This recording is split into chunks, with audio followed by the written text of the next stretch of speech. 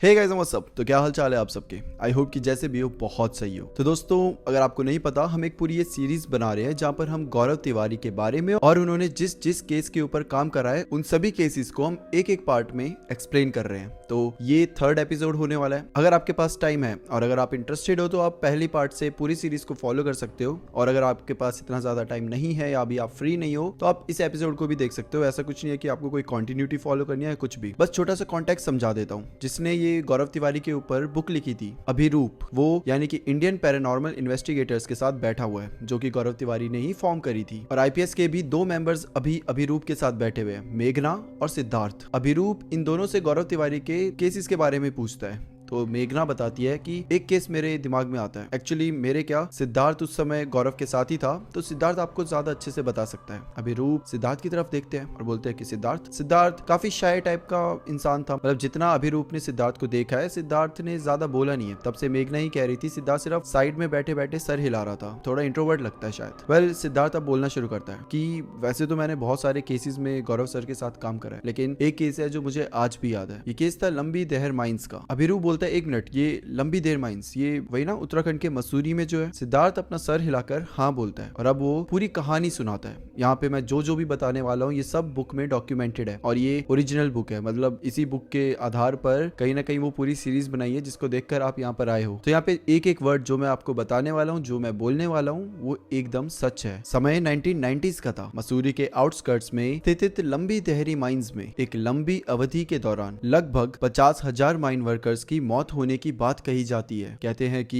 Lime queries में कोई safety regulations नहीं थे और इसी वजह से वर्कर्स को गंभीर हेल्थ प्रॉब्लम हो गई। उनकी मौत बेहद दर्दनाक थी। उनके लंग्स अफेक्ट होने लगे और धीरे धीरे उन सबको खून की उल्टियां होने लगी। जब भी वो खांसते उनके मुंह से खून निकल जाता और धीरे धीरे उन सबकी हेल्थ बेड से वर्स्ट होने लगी। एंड देन उनकी एक एक करके सबकी बेहद दर्दनाक मौतें होने लगी। इन मौत के बाद ये जो माइंस थी ये बंद पड़ गई थी और आज पूरी तरीके से वीरान है। वहां अब सिर्फ टूटे फूटे घर बचे हैं जिनमें अंदर ही अंदर पौधे और पेड़ उग गए हैं। ये वीरानी उस जगह को एक डरावना माहौल दे देती है और अगर तुम सूरज ढलने के बाद वहां जाओ तो तुम्हारा खून सच में जम सकता है। कुछ लोग कहते हैं ये जगह एक डायन के श्राप की वजह से हॉन्टेड है। हाँ, काफी वहाँ पर लोकल लोग हैं जो इन अफवाहों पर हंसते हैं और कहते हैं कि ये सिर्फ अफवाहें हैं, लेकिन फिर भी यहाँ पर कई सारी अजीबोगरीब घटनाएं हुई हैं। कई सारे एक्सीडेंट हुए हैं। कई बार तो ट्रक्स का बिना वजह से रोड से एकदम नीचे गिर जाना और कभी कभी तो हेलीकॉप्टर का क्रैश होना तक यहाँ पर हुआ है। कई लोगों ने यहाँ पर समझ से परे एक्सपीरियंस भी रिपोर्ट करे हैं, खासकर शाम के वक्त। बहुतों ने दावा करा है कि यहाँ पर किसी के रोने और चीखने की आवाजें आती है, सिर्फ रात या फिर शाम में ही नहीं बल्कि दिन के उजाले में भी। कुछ लोगों ने एंटिटीज को देखने का भी दावा किया है। कुछ साल पहले की बात है, एक लोकल आदमी था जो कि इस माइन के पास से गुजर रहा था। अपनी गाड़ी में बैठे जब वो माइन के पास से गुजर रहा था तो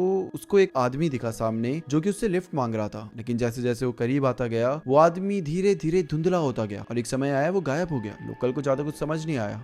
उसने थोड़ी सी एक्सेलरेटर पे पैर दबाया और गाड़ी और तेजी से भगाने लगा। जब गाड़ी थोड़ी और आगे गई तो आगे सेम वही आदमी खड़ा उसी लोकल आदमी से लिफ्ट मांग रहा था। अब जो ये लोकल आदमी था ये बहुत ज्यादा डर जाता है, कैसे भी करके घर पहुंचना है भाई, और ये सोचते वो एक्सेलरेटर और तेज दबाता है और गाड़ी और स्पीड से भगाने लग जाता है। और तीसरी बार वापिस से एक पॉइंट आता है जहां पर एक आदमी इस लोकल आदमी से लिफ्ट मांग रहा था। कैसे कैसे करके वो आदमी बिना गाड़ी रोके और उसे फुल स्पीड में भगाकर अपने घर मसूरी में पहुंचता है और कहते हैं कि अगले दिन से उसने उत्तराखंड ही छोड़ दिया था। वो किसी और स्टेट में जाकर शिफ्ट हो गया। गौरव तिवारी ने भी ये जो लंबी देर माइंस है इसका भी कई बार दौरे करे थे और हर समय उनके साथ उनका काइंड ऑफ बेस्ट फ्रेंड और उनके साथ एक ऐसा इंसान होता था जो कि कोई भी टेक दे दो उसमें उसकी महारत थी, जिसका नाम था राज। ये दोनों मिलकर कई बार इस लोकेशन पर आए और इन्वेस्टिगेशन करी है। वेल, सबसे इंपॉर्टेंट विजिट वो वाला था जब जी न्यूज ने इन्वेस्टिगेशन को रियल टाइम में कवर किया। ये ऐसा कुछ था जो पहले कभी किसी ने न्यूज चैनल या पैरानॉर्मल टीम में ट्राई नहीं किया था। गौरव और उसकी टीम दोपहर में मसूरी पहुंचते हैं, होटल में चेक इन करते हैं, थोड़ा फ्रेश होते हैं और शाम के टाइम में माइंस की तरफ निकलते हैं जहां जी न्यूज की टीम भी उनके साथ ही ज्वाइन हो गई। अब वहां पर एक रिपोर्टर था जो गौरव तिवारी से पूछता है कि हम हमेशा रात को इन्वेस्टिगेशन क्यों करते हैं, क्या घोस्ट दिन में नहीं दिखते? गौरव तिवारी उससे देख के बोलता है कि ऐसा नहीं है, दिन में भी घोस्ट होते हैं लेकिन रात में इनकी ताकत और ज्यादा हो जाती है और मजा तो तभी आता है ना जब ये अपनी फुल पावर में हो। गौरव की आंखों में एक अलग ही चमक थी। सिद्धार्थ बताता है कि गौरव बहुत ज्यादा एक्सप्रेसिव नहीं था लेकिन उसकी उसकी आंखें बहुत ज्यादा एक्सप्रेसिव थी। मतलब आप उसकी आंखों को देखकर पता लगा सकते हो कि वो क्या सोच रहा है। और जब भी ये किसी नई साइट में जाता या नई इन्वेस्टिगेशन के लिए जाता, इसकी आंखों में एक अलग ही चमक होती है, एक एक्साइटमेंट होती, कुछ नया देखने की, कुछ नया एक्सपीरियंस करने की।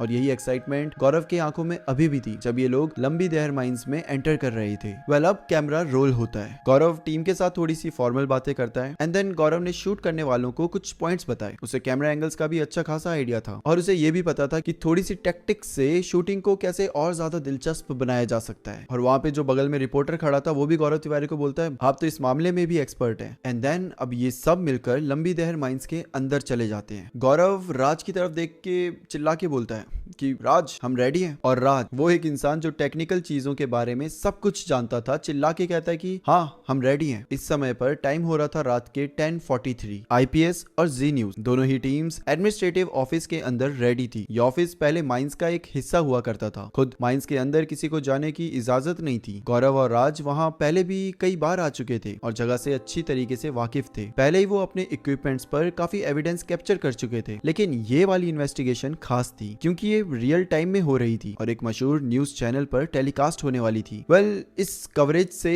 आईपीएस या गौरव तिवारी उसकी पूरी टीम को एक पैसा तक नहीं मिलने वाला था। फाइनेंशियली कोई खास सपोर्ट मिल नहीं रहा था, लेकिन गौरव तिवारी को एक चीज पता थी कि उनको जो चाहिए वो है पॉपुलैरिटी। क्योंकि अगर लोग जितना इन्हें देखेंगे उतने इनके पास केस आएंगे, उतना ही लोग इन पे बिलीव करेंगे। क्योंकि ये वो समय था जब पैरानॉर्मल इन्वेस्टिगेशन या इस टाइप के किसी भी चीजों को लोग थोड़ा दूर से ही ठुकरा देते थे। ज्यादातर तांत्रिक पंडित इन्हीं के इर्द गिर्द घूमते थे और गौरव तिवारी जैसे लोगों को एक्सेप्ट करना अभी भी लोगों के लिए थोड़ा सा डिफिकल्ट था। खैर, जो राज था, जो कि टेक्निकल एक्सपर्ट था, वो भी ना कुछ अलग ही टाइप का इंसान था। मतलब कि जहां गौरव और उसकी टीम एक जगह घूमती थी, राज हमेशा अकेले ही कहीं और जाके एक्सप्लोर करता था। गौरव ने भी कई बार राज को ये समझाया कि भाई तू अकेले मत घूमा कर, ये चीजें बड़ी डेंजरस होती है। बट राज को थोड़ा एक्साइटमेंट और थोड़ा एडवेंचर चाहिए होता था और इसीलिए कई बार वो बिना बताए ही कहीं और ही चला जाया करता था। हालांकि बाद में वो टीम के पास आ जाता था और गौरव उसे डांटता भी था, पर राज हमेशा मुस्कुरा के सारी बातें टाल देता था और यही राज का स्टाइल था और शायद आज भी है। बस अब वो केसेस चूज करने में थोड़ा ज्यादा सिलेक्टिव हो गया है। काफी बार सॉलिड प्रूफ कैमरा पर राज ही कैप्चर करता था और गौरव उसके एक्शंस और जजमेंट पर पूरा भरोसा करता था, लेकिन साथ ही उसकी चिंता भी करता था। गौरव एक इमोशनल और केयरिंग इंसान था। वो अपनी टीम के सभी मेंबर से प्यार करता था और चाहता था कि ये सब डेंजरस फैक्ट फाइंडिंग मिशंस के दौरान सेफ रहें। और उस रात भी कुछ अलग नहीं हुआ। जब गौरव टीम को इंस्ट्रक्शंस दे रहा था तो गौरव नोटिस करते हैं कि जो राज होता है वो चुपचाप अकेले अपने कोने में चले जाते हैं, कहीं अलग ही जगह एक्सप्लोर करने। उनके हाथ में एक थर्मल इमेजिंग कैमरा, एक वीडियो रिकॉर्डर और एक ईएमएफ मीटर होता है। अब गौरव राज को देख रहा है और मन ही मन में कह रहा है कि ये बंदा भी ना। अब उसे पता है, गौरव को पता है कि राज को बुला पाना थोड़ा मुश्किल होगा क्योंकि वहां पर नेटवर्क का बड़ा इश्यू था। लेकिन राज के पास एक प्लान था, बट राज ये प्लान किसी को बताना नहीं चाहता था। वो दरअसल गौरव को कुछ स्ट्रॉन्ग रिजल्ट्स लाकर सरप्राइज देना चाहता था। पिछली बार जब वो गौरव के साथ यहाँ पर आया था, उसने एक जगह नोटिस करी थी। शायद वो जगह कभी किसी टाइम पर कोई डोरवे रहा होगा जहां पर ईएमएफ मीटर पर लाउड नॉइसेस आए थे और इसी जगह पर राज ने पहले से ही इमोशन सेंसर लाइट्स लगा दिए थे और राज को पूरा यकीन था कि यहीं से पैरानॉर्मल एक्टिविटी की स्टार्टिंग होगी। इसीलिए कुछ घंटे पहले जब जी न्यूज की टीम और आईपीएस की टीम सेटअप कर रही थी, राज अपने एक और टीम मेंबर के साथ मिलकर, जिसका नाम रजत था, उस एरिया में इक्विपमेंट्स लगा चुके थे। वहां पहले से ही एक सीसीटीवी कैमरा लगा हुआ था ताकि कोई भी एक्टिविटी कैप्चर हो सके। अब राज वापस गया ताकि इक्विपमेंट्स चेक कर सके और अपना सामान लेकर आ सके, और शायद इसलिए भी ताकि पहले वो खुद सीसीटीवी फुटेज देख सके और फिर बाद में अपने दोस्त, अपने मेंटोर गौरव तिवारी को दिखा सके। अब जैसे ही राज उस जगह पर एंटर करता है, राज को कुछ अजीब सा एहसास होता है। एक ऐसा एहसास जैसे कि मानो यहाँ पर पहले कभी आया ही ना हो। जगह बड़ी अलग सी और डिफरेंट सी लग रही थी, शायद इसलिए क्योंकि आज अंधेरा कुछ ज्यादा था। दरअसल लोग यहाँ पर तभी विजिट करते हैं जब दिन का उजाला होता है, लेकिन आज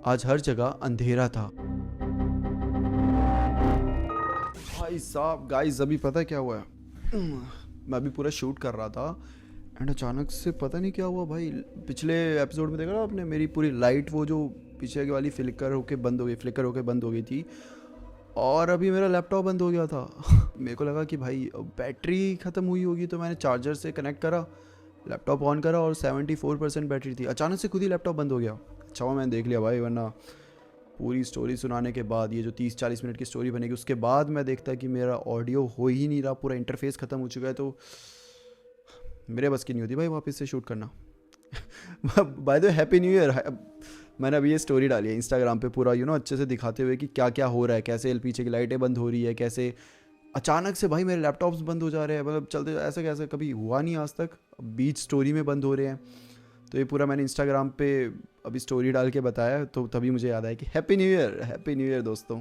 वापस से कहानी पर आते हैं। आई होप कि आपको ये गड़बड़ ना हो। ऐसा लग रहा था जैसे वो पहली बार नोटिस कर रहा हो कि चारों तरफ सिर्फ ग्रीन ग्रे मॉस की एक चादर बिछी हुई है, सालों पुरानी, और एक ऐसी खामोशी जो कि मानो वक्त से भी ज्यादा पुरानी हो। वहाँ डरने जैसा कुछ था नहीं, लेकिन फिर भी राज को वहाँ पर डर लग रहा था, और वो इतना ऑनेस्ट था कि वो इस बात को मान भी रहा था। राज को एक अजीब सा अकेलापन सा एहसास होने लगा था। इसलिए नहीं कि वहाँ पे लोग नहीं थे, बल्कि कोई आवाज नहीं, कुछ नहीं, एक अजीब सी शांति थी। दूर दूर तक छोटी सी भी चीज की आवाज नहीं आ रही थी। राज ने एक बार तो मुड़कर पीछे भी देखा, लेकिन वहाँ कोई भी नहीं था, कुछ भी नहीं। वही ग्रे मॉस, ऊपर का अंधेरा आसमान और वही खामोशी। राज डोरवे तक पहुंच गया। उसे वहां पर ठंडक भी महसूस हुई, बाकी जगह से कहीं ज्यादा ठंडी वहां पर थी। वो चुपचाप उस जगह गया जहां सीसीटीवी कैमरा लगा हुआ था। देन वो सीसीटीवी कैमरा चेक करता है कि वो काम कर रहे हैं या फिर नहीं। कैमरा बिल्कुल ठीक था, वहां पे मोशन सेंसर लाइट्स भी लगी हुई थी, वो सब कुछ सही चल रही थी। इसके बाद राज अंदर जाने ही वाला था कि तभी एक आवाज राज को, अजीब सी आवाज थी जो कि सुनाई देती है, किसी आदमी के रोने की। कोई आदमी जो कि दर्द में डूबा हुआ था, जो कि मदद के लिए रो रहा था। उस आवाज में बहुत दर्द थी। ऐसा लग रहा था जैसे वो कुछ कहना चाहता हो लेकिन कह नहीं पा रहा हो। राज ने इसे एक मौका समझा और तुरंत वीडियो रिकॉर्डर ऑन कर दिया। साथ ही ईएमएफ मीटर बार बार बीप करने लगा, जो किसी एंटिटी की प्रेजेंस का सिग्नल दे रहा था। ये शायद एक एंटिटी नहीं बल्कि उससे ज्यादा ही एंटिटी का। और राज को और भी ज्यादा आवाजें सुनाई देने लगी रोने की। कुछ आवाजें पास से आ रही थी, कुछ आवाजें दूर से आ रही थी। राज उन आवाजों के बीच में घिरा हुआ था, उन दर्द भरी आवाजों के बीच में, जो कि शायद अपनी रिहाई मांग रही थी, जो कि एक ऐसी जगह पर फंस चुकी थी जहां से वो बस जाना चाहती थी। हम तुम्हारी मदद के लिए आए हैं, राज ने बिना डरे बड़े जोर से ये कहा। और उसके बोलते ही वो रोने चीखने की जो आवाजें थी और ज्यादा तेज हो गई। कई आवाजें ऐसी लग रही थी जैसे अब वो और पास आ रही हो, जैसे एंटिटीज राज की तरफ बढ़ रही हो, उससे कम्युनिकेट करना चाहती हो। और वहीं पर दूसरी साइड रजत, जिसे पता था राज कहाँ पर और क्या कर रहा है, वो जाके गौरव तिवारी को सब कुछ बता देता है। अब गौरव तिवारी आईपीएस टीम और जी न्यूज की टीम को लेकर सीधा डोरवे की तरफ, यानी कि राज की तरफ चल पड़ता है। वो काफी चिंतित भी था, उसे किसी भी हाल पर राज को ढूंढना था। गौरव काफी चिंतित होकर बोलता है कि क्या ये सब करना जरूरी था। रजत बोलता है कि सर वो राज सर आपको सरप्राइज देना चाहते थे। और गौरव तिवारी बोलते हैं कि अपने टीम मेंबर की जान को ऐसे रिस्क में डालकर मुझे कोई सरप्राइज नहीं चाहिए। अब जैसे ये सारे लोग राज के पास पहुंचते हैं, ये देखते हैं कि राज बहुत ज्यादा एक्साइटेड था। वो हर एंगल से हर जगह पर फोटोज लिए जा रहा था। राज इन्वेस्टिगेशन को एंजॉय कर रहा था। घोस्ट और पैरानॉर्मल राज को एक्साइट करते थे। राज को अननोन चीजों को जानने का डर नहीं लगता था। लंबी दहर के स्पिरिट्स बहुत दर्द में थे, लेकिन शायद वो किसी को नुकसान नहीं पहुंचाना चाहते थे। वो बस बात करना चाहते थे, शायद लोगों को अपनी कहानी बताना चाहते थे। मिड 1970s में जब माइंस खुली थी तो लोगों के लिए ये बहुत खुशी की बात थी। माइंस ने वहां के लोकल लोगों को रोजगार दिया और मसूरी और आसपास के लोगों को भी वहां पर कमाने का जरिया दिया। इस जगह से कितने सारे सपने जुड़े हुए थे। हर वर्कर के साथ एक परिवार का फ्यूचर जुड़ा हुआ था। ऑल्दो बाद में जो ट्रेजेडी हुई उसके बारे में सबको पता चला, लेकिन एक चीज जो सबको नहीं पता थी वो ये थी कि जो वहां पर वर्कर्स थे, वो ये ट्रेजेडी जो हो रही थी, लेकिन उससे पहले भी उनको अच्छे से ट्रीट नहीं करा जाता था। वो जो वर्कर्स थे वो काइंड ऑफ गुलाम की तरह जी रहे थे, एक स्लेव की तरह। कहा जाता है कि जो वहां का ओनर था वो इन्हें स्लेव की तरह ट्रीट करता था, इन्हें ब्लैकमेल करता था, इनको मारता भी था। राज गौरव को देख के बोलता है कि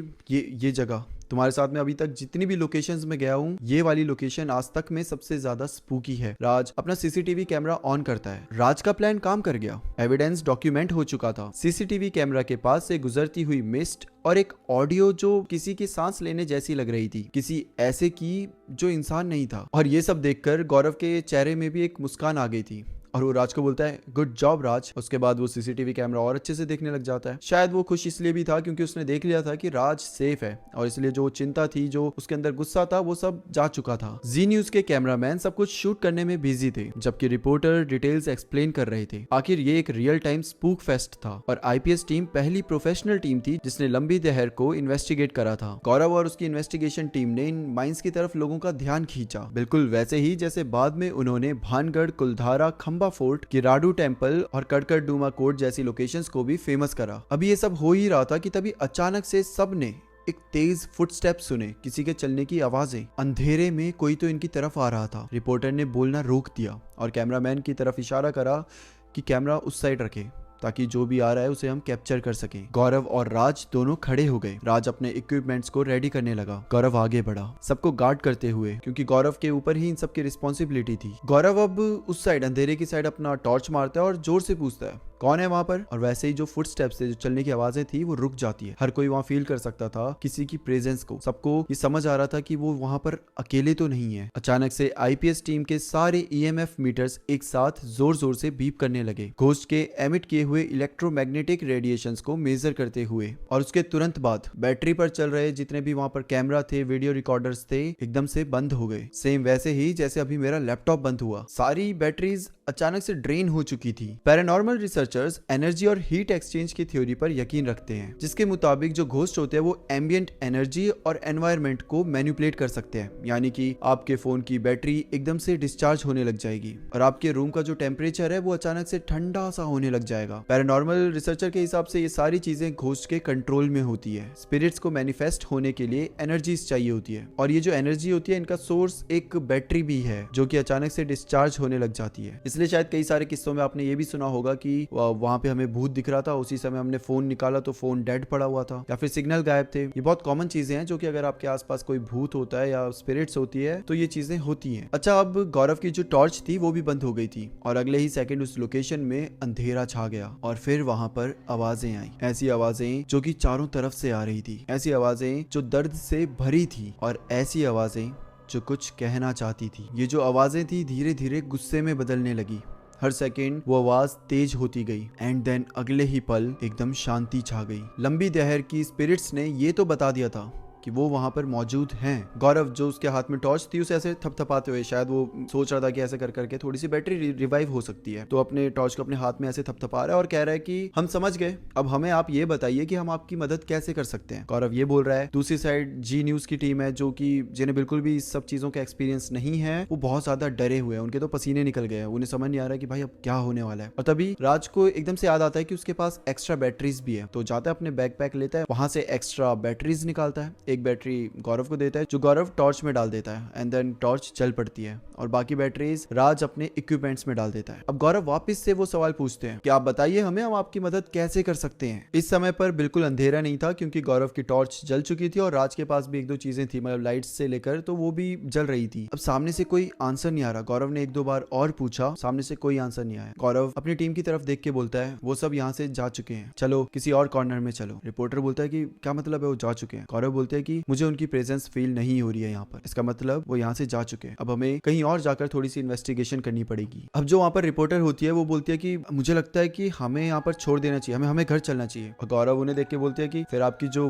बिगेस्ट न्यूज या बिगेस्ट स्टोरी थी वो आपको कैसे मिलेगी मैडम। डोंट वरी, आप हमारे साथ हैं और आप बिल्कुल सेफ हैं, चलिए कहीं और चलकर इन्वेस्टिगेशन करते हैं। अब ये लोग चलने ही लगे थे कि इन्हें वापस से किसी के फुटस्टेप्स की आवाज आई और ये सब एकदम रुक गए और एकदम ऐसे चुप हो जाओ, सबको ऐसा कर रहे हैं। और वो फुटस्टेप्स की आवाज ऐसे चलते चलते चलते गौरव के सामने आ गई एंड देन गौरव को एकदम से आवाज आती है, गौरव गौरव। अब ये जो आवाज थी काफी जानी पहचानी सी थी। सेम यही आवाज राज ने भी कई बार सुनी हुई है। गौरव उस साइड टॉर्च मारता है और देखता है तो सामने रजत खड़ा था। बट एक मिनट, अगर रजत सामने से चलता हुआ आया तो अभी कुछ मिनट पहले जो बगल में रजत खड़ा था वो कौन था? इनफैक्ट इस पूरी इन्वेस्टिगेशन में गौरव के बगल में रजत खड़ा ही था। राज ने भी नोटिस करा कि पूरी इन्वेस्टिगेशन में रजत ने एक चीज नहीं बोली, जबकि ऐसा कभी होता नहीं है। रजत तो हमेशा अपने इनपुट्स देता है, बस वो पूरी इन्वेस्टिगेशन के दौरान बगल में खड़ा रहा, बिना कुछ बोले, बिना यहाँ वहाँ मूव करे, बस वो ऑब्जर्व कर रहा था, बस देख रहा था सबको। इसी समय पर राज अपनी दाहिनी तरफ देखता है, अपनी राइट साइड जैसे देखता है उसे एक एंटिटी दिखती है जो कि दिखने में बिल्कुल सेम रजत की तरह ही होती है एंड देन अगले ही पल वो हवा में गायब हो जाती है। राज ने सब देखा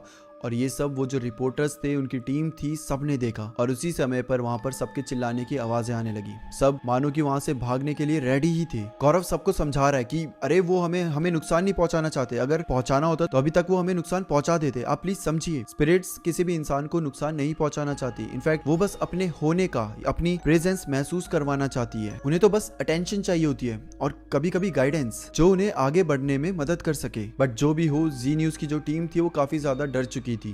जिसके बाद गौरव तिवारी बोलते हैं कि ओके फाइन, मेरे ख्याल से हम जिसके लिए आए थे वो हमें मिल गया, वो लोग जो हमें बताना चाहते थे मैं समझ गया। रिपोर्टर पूछती है कि क्या? तब गौरव मुस्कुरा के कहता है कि वो यहाँ पर एग्जिस्ट करते हैं, वो यहाँ पर मौजूद है, हम यही तो देखने आए थे और उन्होंने हमें ये बता दिया। गौरव तिवारी अपनी इस पूरी इन्वेस्टिगेशन से पूरी तरीके से सेटिस्फाइड थे एंड देन वो अपनी टीम और जी न्यूज की टीम को बोलते हैं कि आज का यहीं पर रैप अप होता है और अब हम यहाँ पर आकर इन सबको डिस्टर्ब नहीं करेंगे। गौरव अपनी टीम आईपीएस के साथ और उसके पीछे पीछे जी न्यूज की टीम भी एक एक करके उस पूरी लंबी दहर माइन से बाहर आ जाती है और इस तरीके से खत्म होता है लंबी दहर माइन का केस। तो दोस्तों ये थी गौरव तिवारी की इन्वेस्टिगेशन, जो कि शायद आपको इन सब की फुटेजेस भी कहीं ना कहीं मिल ही जाएंगी और अगर नहीं मिलेंगी तो आप इस बुक को जरूर पढ़ सकते हो, द घोस्ट हंटर गौरव तिवारी। ये बुक पूरी मतलब गौरव तिवारी के ऊपर ही है और एक एक शब्द यहाँ पर सच लिखा गया है। So that's it for today दोस्तों एंड हैप्पी न्यू ईयर। आज 31 जनवरी है, रात के करीबन 1:40 हो रहे हैं और मैं आपके लिए शूट कर रहा हूँ। मतलब मेहनत देख रहे हो दोस्तों, मेहनत देख रहे हो